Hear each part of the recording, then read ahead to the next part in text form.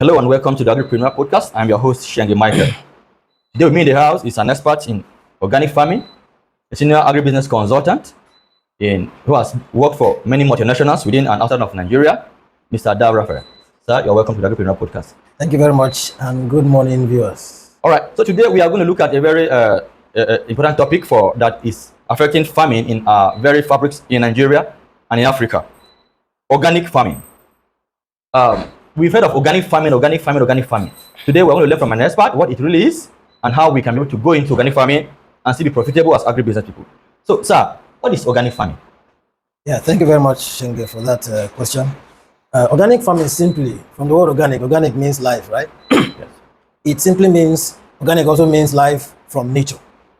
So organic farming means using what we can get from nature in its natural form in crop production to boost crop yield, to maintain ecological balance, and also maintain the natural environment as we produce.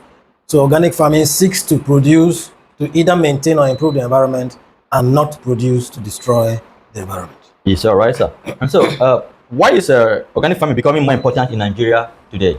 Yeah, the reasons for organic are plenty. The importance of organic is increasing now because of obvious reasons. Before now, maybe we can say some 25, 30 years ago, I'm not too old, but at least I was very conscious of what was happening 35 years ago. I'm 47 now. Oh, that's right. So we used to go to the farm as little children with our parents, and it was normal that this year we farm in a particular portion. And after the harvest, even if it is land that we were hiring, the landowners will say, this portion of the land will not be cultivated again for a year or two, and we're going to give you that portion. So that's called shifting cultivation. You allow land to fallow, to rest. You allow natural activities of plants and animals and all other organisms to thrive, and the land now recovers from any unnatural deposit or chemical deposit or synthetic deposit that you put in the soil. So shifting cultivation was normal that period. But in the last, let's say 15 years plus, shifting cultivation has become very difficult. It is for obvious reasons like urbanization. Cities are expanding, farmlands are reducing. Population growth. As population is growing, there are more mouths to feed, so land cannot just be allowed to be resting. We have communal clashes and farmer header clashes, which have made some areas of land uncultivatable, not because they are not fertile, but because man can no longer access because of insecurity. In 2023, there was an estimate that was made in Benue that over 300,000 hectares of land could not be cultivated in Benue. So that's 2023. Wow. We know that the figure must have increased by now. So these lands are not being cultivated, and you can imagine how much food we have not been able to cultivate. Yes. So we have now overloaded areas of relative peace. So it is no longer possible to just allow land to rest. In most cases, as they are removing one crop, they are putting another. So when you don't allow land to rest and consistently, let's say you farm yam, you put chemical fertilizer, chemical pesticides, as you're removing the yam, maybe somebody says, okay, let me just do late soybeans, Yes. or let me do late maize, or let me do late this. The person still puts chemical fertilizer and puts soybeans, or maybe pepper or tomato. So, and in some areas, they farm twice or three times on the same plot in a year. Everybody bringing chemical fertilizer, chemical pesticide, and chemical, maybe plant health promoters and the rest. So we have done this for over 15 years, and you cannot imagine the kind of food we have, how the level of toxins in the food, the kind of soil we have with too much chemicals in it, and even soil water for livestock and the rest. These things are now beginning to be contaminated, and it has affected the ecosystem. Yeah. We can't see butterflies everywhere like we used to. It is difficult to see earthworms in even some large expanse of farmlands. Honeybees have gone straight into the forest, and a lot of things there's an imbalance. It's also going to negatively affect crop production. That's why it is now more important to begin to reason organic farming again. Yes, all right, sir.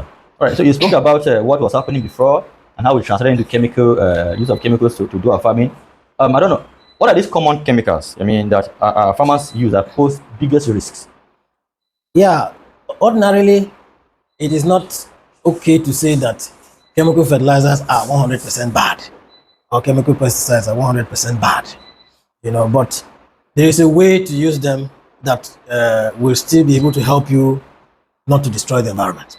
But like I said, lack of shifting cultivation and Yes. continuous use is what has brought the problem. Yes, okay. But for pesticides, there are some pesticides that have even been banned. Okay.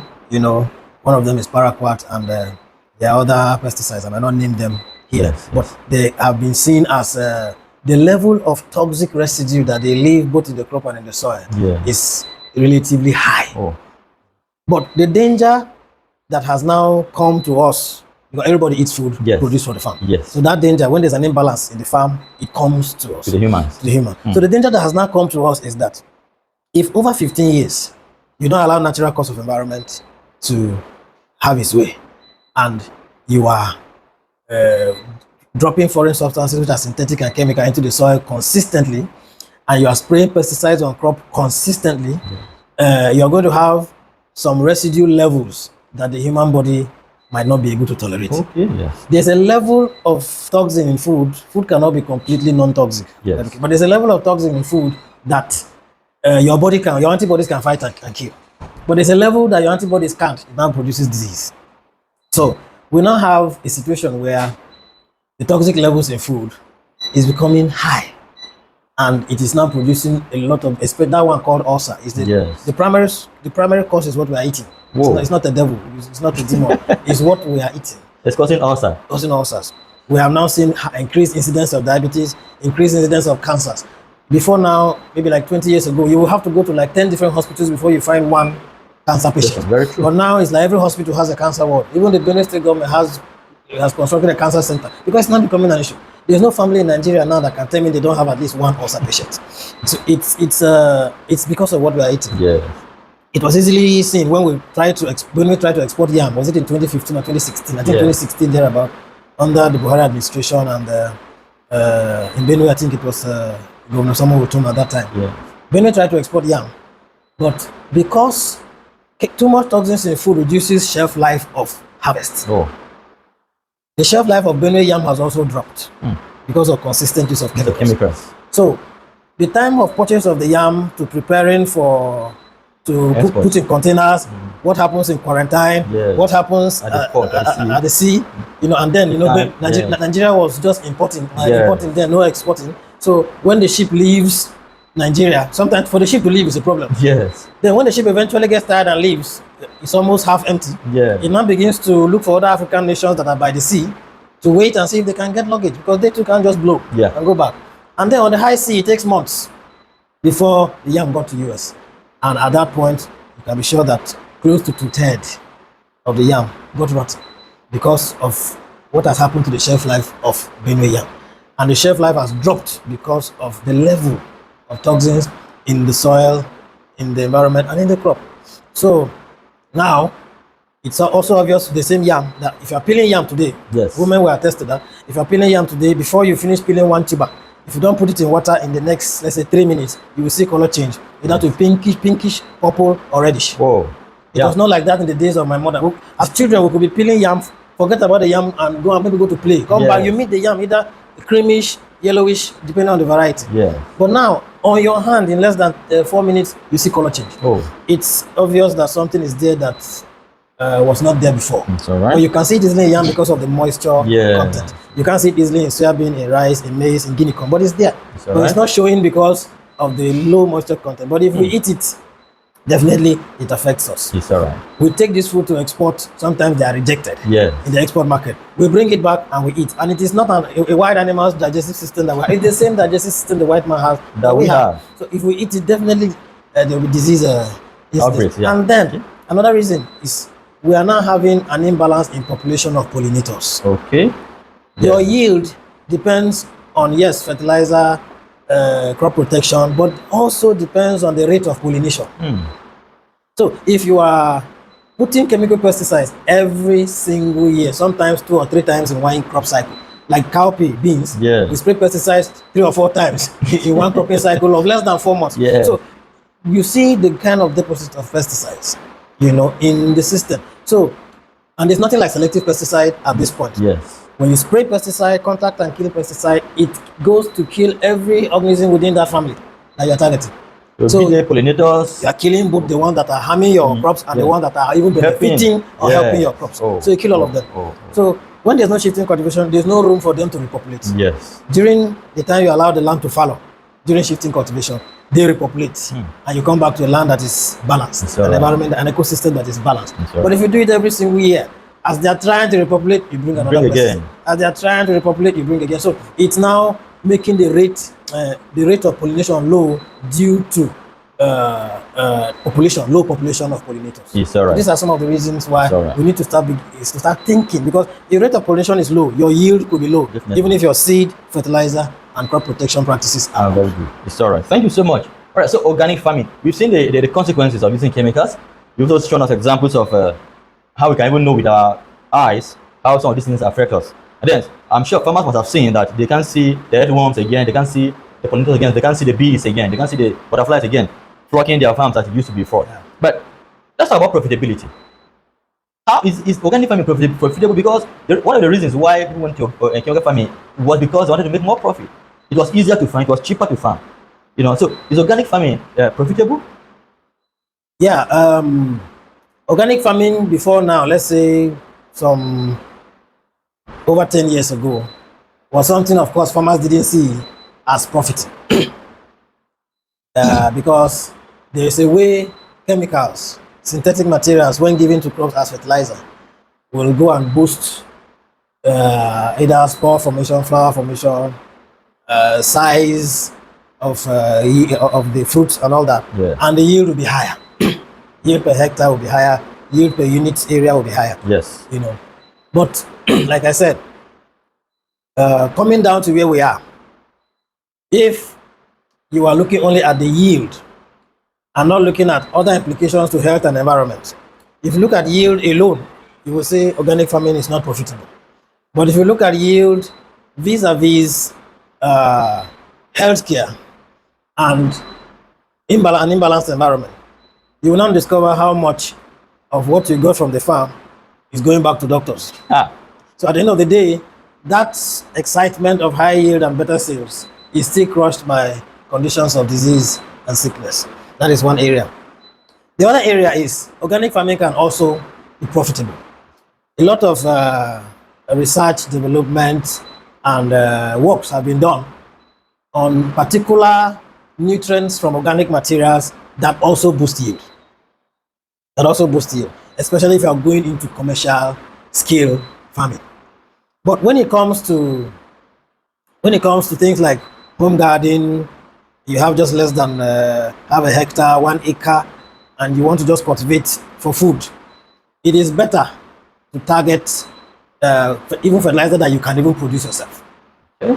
You know, organic farmers can produce organic fertilizers themselves. That's right. From what they get from even their households, from what they get from their farms, and what they get from their households. They can do some manure that can serve small scale home garden and farming for food, where you have healthier food to eat. Even if the yield is not as high as what chemical fertilizer will give you, you are farming for food. Yes. So you should value your health and also reduce how much you spend on as a family or as a person on healthcare services. But when you are talking commercial agriculture, farming for business, yes, organic farming is very profitable today because of the research and development that have been done and some of the manures that have been produced. Because before now, organic fertilizer just meant carry organic material, mix in proportions they ask you to mix, maybe cassava peel, rice husk, maize husk, and the rest. Yeah. And then produce fertilizer by fermentation, which is good. And that's all we knew about organic farming then, yeah. Composts, which is good. Yes. But advancements have been made. Okay.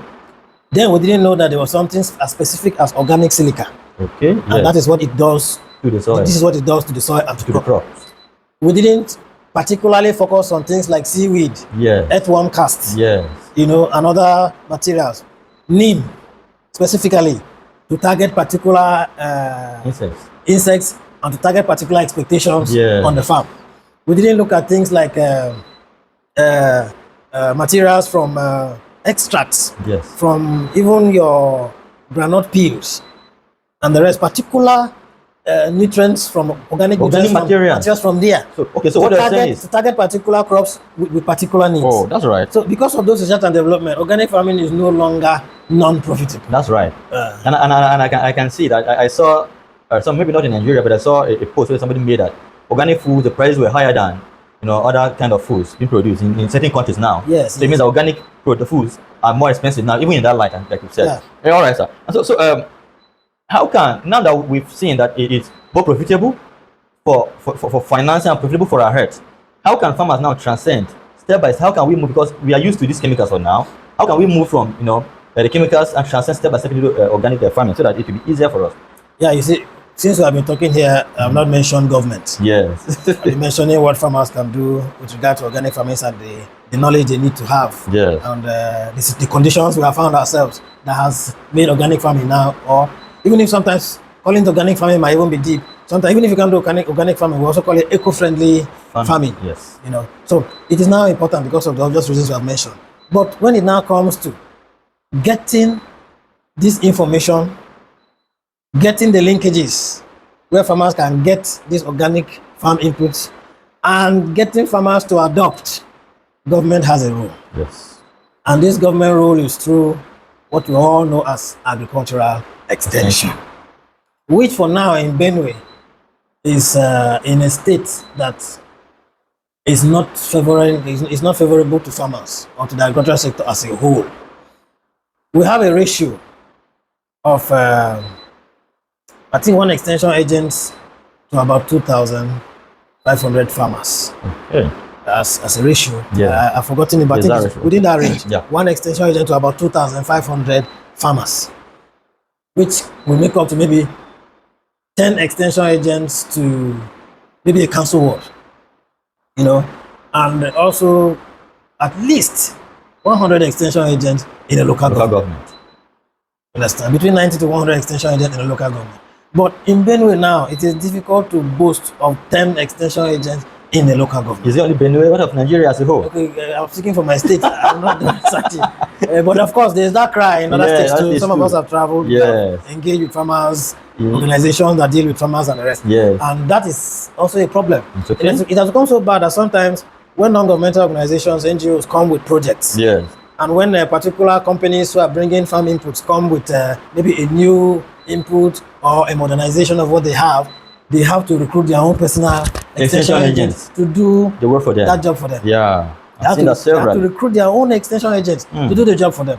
And these are either business people or for an NGO, money that has been given to you to work within the confines of that amount, if it's an NGO. So when you elapse that money or that funding expires, that's the end of it. And then for the business quits. Then for the businessman also, when he begins to check his pocket and the money he's using to fund extension wants to affect his per capita income, he also stops at that point.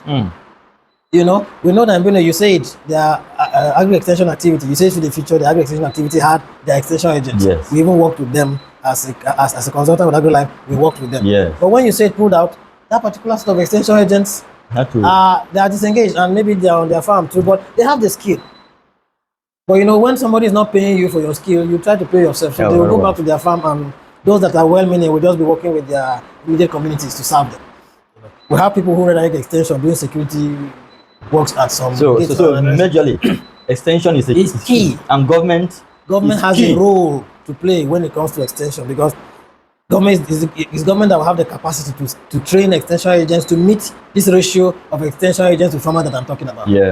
Government is the one that will fund training both within and outside the state, within and outside the country for these extension agents. And there's a system that was not built when, like in Benue State, Benada kicked off. A lot of extension agents were trained and they were on the field and things were just going well. The extension agent has their demonstration farms, either beside a major church, on your way to a major market, beside a major school, where they know passers-by in their numbers, So you are passing, you are seeing there are signboards, little placards to show that this is what is happening here. So that during the harvest there are field days. Traditional rulers come, lead farmers come, farmers themselves, the villagers just come and see. And once they see, they are the one that will be disturbing you where they should get that or how they can get involved. That one you don't even need to bother them again. That those agents that were trained at that time, there was no structure for them to also train others under government supervision, and as they are retiring, Those guys ones take are getting in and being engaged. So what it means is that those guys have retired A now, good number of them are retired. and then there's no step down. No replacement. There was no step down. Then there's So no replacement. there's no replacement. And so right now the extension system is zero. Completely zero. Completely zero. Because, yes, we might have a few pockets of it. Yeah. In one place or the other, but that cannot give the kind of impact. It's all right. Well, let's move forward. I don't know, but I think it's important. We don't have much more time again. It's important that we look at that area of extensions critically, and as we said, it's very important for growth. Yeah. So, but what aside that, what major inputs, organic inputs, are they in Nigeria now? Can we find them? Yeah. Organic inputs are all over the place now. Okay. Yeah. Some of those companies, their issue is consistency, and when they don't have capacity to continuously sensitize and see result, when they sensitize for like 2-3 years and they don't see patronage, they pull out. So some buy and they enjoy the product, but after some months they're looking for the product they can't find. But there's an organization we have worked with. I consult for them. Yes. They have collaborated with the Benin State Ministry of Agriculture, the ADP, that's Benada. Now there's even a bureau. Yes. They still collaboration. They are now even with the ADC, and they are working on a collaboration with Benipa. Okay, that's right. We're talking about AgriLife Biosolutions. Okay, that's now right. This is they guarantee availability of inputs all year round, all season round, across the country. We have organic fertilizers. They have organic fertilizers, organic pesticides, organic plant health promoters. They even have climate change in mind. So there's a product, a fertilizer that reduces the effect of climate change on crops. That's right. So, for example, one of the effects of climate change, the negative effect of climate change on crops is drought. Yes. It's drought, and drought can either drop your yield or destroy your farm completely. Completely. So there's a product, organic silica called SI-SOB, silica stabilizing bacteria biofertilizer, which if applied on your crops, give your crops the ability to still do well and yield well. Even when there is drought of about 2 months. Wow, 2 months. Yeah, even if the drought stays for 2 months, this product is available. You can get it anytime you want to get. Okay. In Benue. What about across Nigeria? Can we get across Nigeria, or is it just for Benue now? It can get across. Of course, the technical headquarters is in Benue. Okay. But from Benue, supply is done across the nation. Even out of Nigeria, we can do that supply. Nigeria, that can be done. It's all right. That's good. So there is a company that is into organic production. Organic farm inputs. Farm inputs. Yeah. All right, that's good. And that's because you cannot produce your own fertilizer when you are beginning to talk 5 hectares, 10 hectares, 20 hectares, 50 hectares, 100 using hectares. compost. Using compost. The work will be too much and you'll be able to meet up. So when you get to that kind of commercial farming, you will definitely have to buy and use. But the guarantee is that they are relatively cheaper than if you go to chemical fertilizers. And your yield is guaranteed, crop protection is guaranteed, your soil is guaranteed rejuvenation, and you are also maintaining the ecosystem. Your population of pollinators is guaranteed, and then finally your health is guaranteed. It's all right. Make use of this input. It's all right. Thank you. So, what key message you want to give to farmers who want to practice organic farming, more safer farming? What key message you have for them? The key message I have for them is think of your health first, and the health of those who will be buying and eating what you are producing, and then the quality of the products or the produce you are producing from the farm. Especially if you are producing for a processor. Yes. Think of that processor who is going to package and give people to eat. Think of his business, and then you want to do the right thing. And if it's a garden or 1 acre farming, you can produce your organic compost with the organic materials you have from your farm and from your kitchen, from your house. But if you are doing larger scale farming, AgriLife Biosolutions have the inputs that you need, whether it's granulated, liquid, powder, fertilizer, pesticide, plant health promoters, climate resilience for crops. Those inputs are there, and our contacts are available. You can reach out and you'll get what you want. Yes, all right. Thank you so much for coming. We really appreciate your time and your expertise. I'm very sure that a lot of our farmers will be able to transcend into organic farming henceforth for our health and for the ecosystem. Thank you. Thank you very much.